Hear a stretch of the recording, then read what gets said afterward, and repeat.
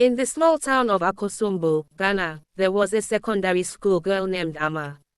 Amma was a bright and ambitious student, but she had a dark secret.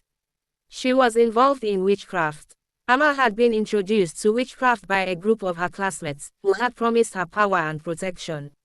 At first, Amma had been skeptical, but as she became more deeply embroiled in the group's activities, she began to experience strange and terrifying occurrences. One day, Amma's female teacher, Mrs. Owusu, caught her and her friends engaging in witchcraft rituals in the school's bathroom. Mrs. Owusu was shocked and outraged, and she immediately reported the incident to the school's principal. But when Mrs. Owusu tried to discipline Amma, something strange happened. As soon as Mrs. Owusu's cane touched Amma's skin, Amma's hands began to swell up. The swelling was rapid and severe, and Amma was soon unable to move her hands. Mrs. Owusu was horrified, and she immediately took Amma to the hospital. But when the doctors examined Amma, they were unable to find anything wrong with her. The swelling in her hands seemed to defy all medical explanation. As the days passed, Amma's condition only grew worse. Her hands remained swollen and painful, and she was unable to attend school. Mrs. Owusu was devastated, and she felt guilty for having disciplined Amma. But then, something unexpected happened. The principal of the school, Mr. Kofi, called Mrs. Owusu into his office and handed her a termination letter. Mrs. Owusu was shocked and outraged, and she demanded to know why she was being fired. As Amma's involvement in witchcraft deepened, she began to use her powers to manipulate and control those around her. She started to target her fellow students, using her witchcraft to destroy their destinies and disrupt their lives. Amma would often sneak into the school's library at night, using her powers to gain access to the restricted sections. She would pore over ancient tomes and forbidden knowledge, learning new spells and incantations to add to her arsenal. With her newfound powers, Amma began to target specific students, using her witchcraft to sabotage their academic and personal lives. She would cast spells to make them fail their exams, or to make them become ill or injured. One of Amma's victims was a bright and ambitious student named Akua. Akua had always been a high achiever, but after Amma cast a spell on her, she began to struggle in school. She would forget important assignments or become confused during exams. Despite her best efforts, Akua found herself falling behind her peers, and her dreams of attending a top university began to slip away. Another victim of Amma's witchcraft was a talented athlete named Kofi. Kofi had always been a star player on the school's soccer team, but after Amma cast a spell on him, he began to experience a series of strange and unexplained injuries. He would twist his ankle during practice, or strain his muscles during a game. No, despite his best efforts, Kofi found himself unable to play the sport he loved, and his chances of earning a college scholarship began to dwindle. As Amma's witchcraft continued to wreak havoc on her fellow students, the school's administrators began to take notice. They were baffled by the strange occurrences, and they didn't know what to do to stop them. But Mrs. Afriye, the teacher who had first suspected Amma of witchcraft, was determined to get to the bottom of the mystery. She began to investigate Amma's activities, gathering evidence and building a case against her. As the evidence mounted, Mrs. Afriye knew that she had to act quickly to stop Amma's witchcraft. She went to see Reverend Mensah, the pastor who had helped Mrs. Owusu and Amma, and asked for his help. Reverend Mensah agreed to help Mrs. Afriye, and together they hatched a plan to expose Amma's witchcraft and bring her to justice.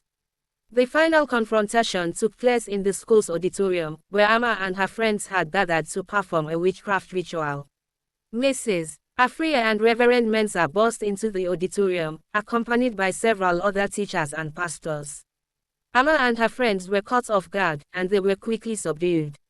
Reverend Mensah prayed over them, casting out the evil spirits that had possessed them. As the prayer ended, Amma and her friends collapsed to the ground, freed from the grip of witchcraft.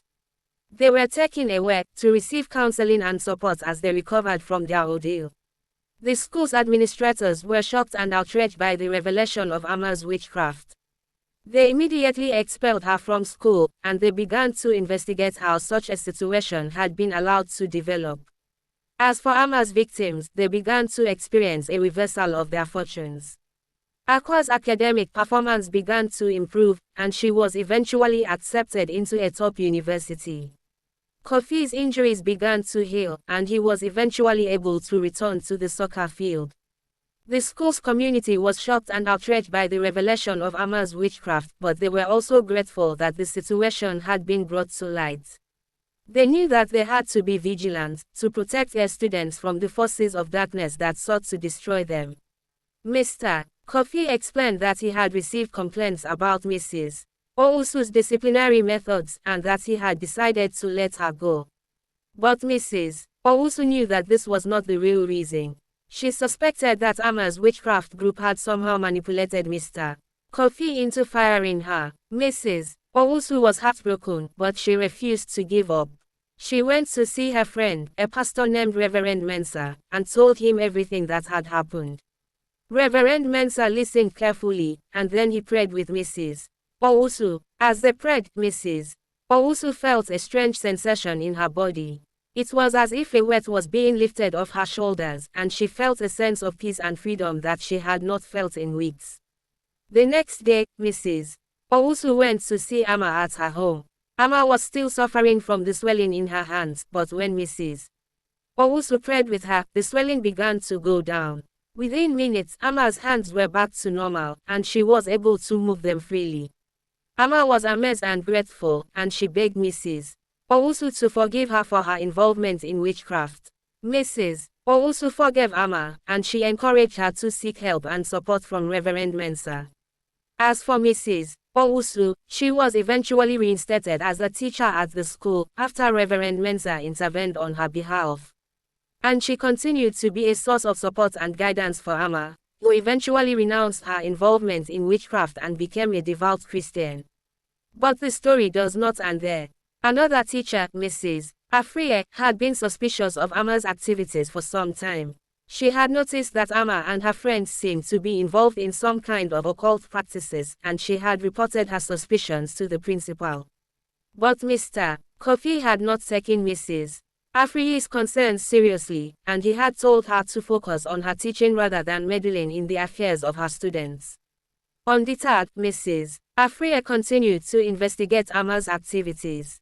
She discovered that Amma and her friends were indeed involved in witchcraft, and that they were using their powers to manipulate and control others. Mrs. Afriye was horrified, and she knew that she had to act quickly to stop Amma and her friends. She went to see Reverend Mensah, who had helped Mrs. Owusu and Amma, and she asked for his help. Reverend Mensah agreed to help Mrs. Afriye, and together they hatched a plan to expose Amma's witchcraft group and bring them to justice. The final confrontation took place in the school's auditorium, where Amma and her friends had gathered to perform a witchcraft ritual. Mrs. Afriye and Reverend Mensah burst into the auditorium, accompanied by several other teachers and pastors. Amma and her friends were caught off guard, and they were quickly subdued. Reverend Mensah prayed over them, casting out the evil spirits that had possessed them. As the prayer ended, Amma and her friends collapsed to the ground, freed from the grip of witchcraft. They were taken away to receive counseling and support as they recovered from their ordeal.